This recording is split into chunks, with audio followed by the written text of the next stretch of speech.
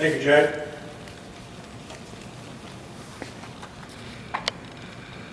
About halfway through there, I wasn't sure who you were talking about. I'll take your word for it. And I appreciate you and Linda being here tonight to attend the festivities here. It's great to be last. Because probably everything you've had to say has already been said to everybody else. So if you hear an echo, it's really not an echo. It's me repeating what's been said already. I haven't done this for about 20 years, approximately 20 years, so if I stumble over my tongue a couple times, bear with me and I'll try to be brief. I'd like to start off by saying, again, echoing what everybody else has said, that it is indeed an honor to be selected to the Foundation's Class of 2014 Hall of Fame. And to be in the first class makes it even more special. Thanks to Kurt Ellis, putting the wheels of motion of this event in motion, to the Foundations and its 3 business partners for its sponsorship, and to the Alumni Committee members for its selection. Generally speaking, I'd like to thank the following. First of all, the thousands of students that have walked these halls and have had occasions to meet, basically without whom I would not have a job, especially the 2 or 3% that had trouble behaving themselves.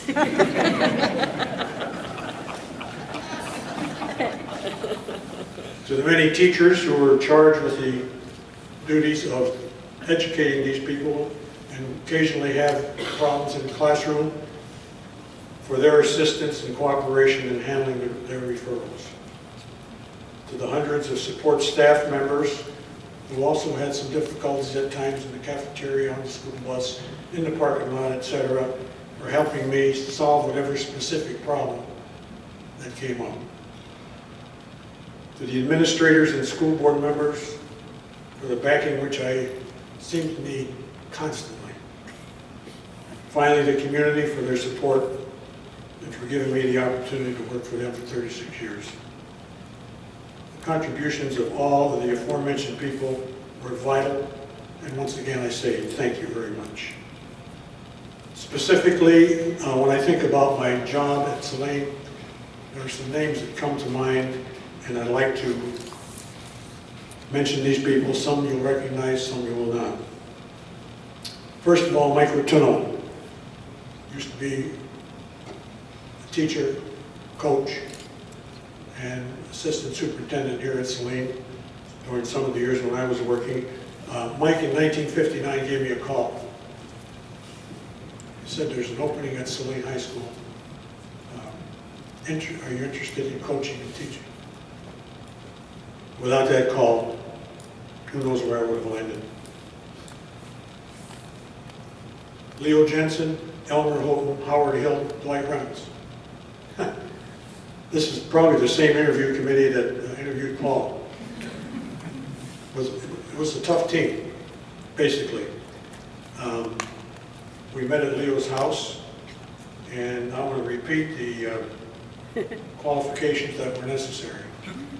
They asked me 2 questions. Number 1, do you play cards? Yes. Number 2, do you drink beer? Yes. You're hired. Absolutely no question about coaching or teaching. And that's the truth.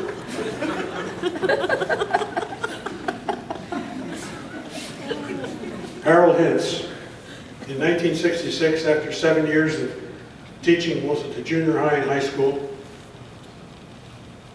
he was the superintendent at that time, asked me if I wanted to be assistant principal and athletic director.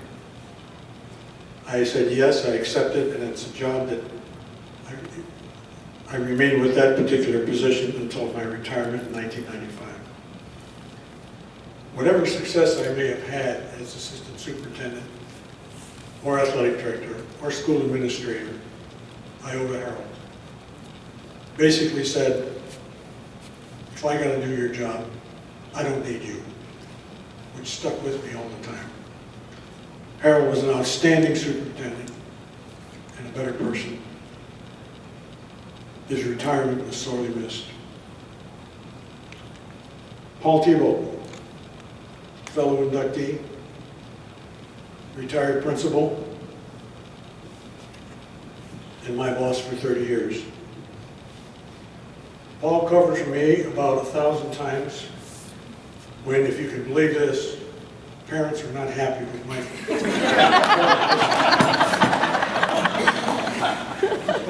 That's hard to believe. Paul, I apologize for all the grief you took on my behalf, but I also am very thankful that you saved my job, and I'm not kidding about that, that's sincere. Had all these people gone to the Board of Education, it might have had a different outlook.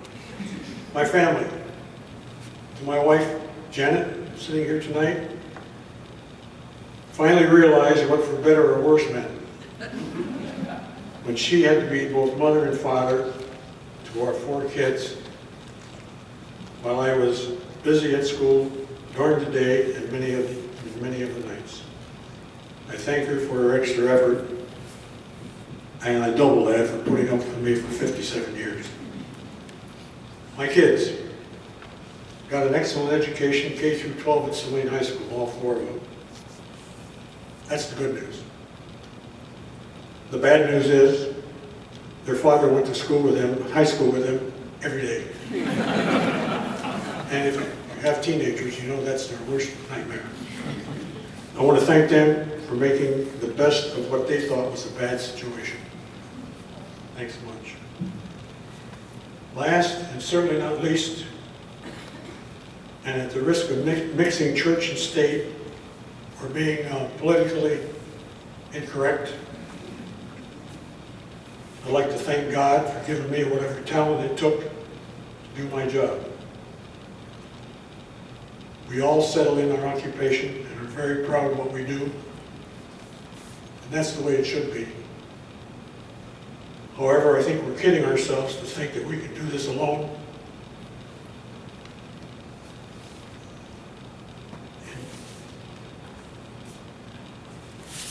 And it's like I like to say, you know, everyone needs help from the man upstairs. After all, that's where the real thank you belongs. Thanks very much.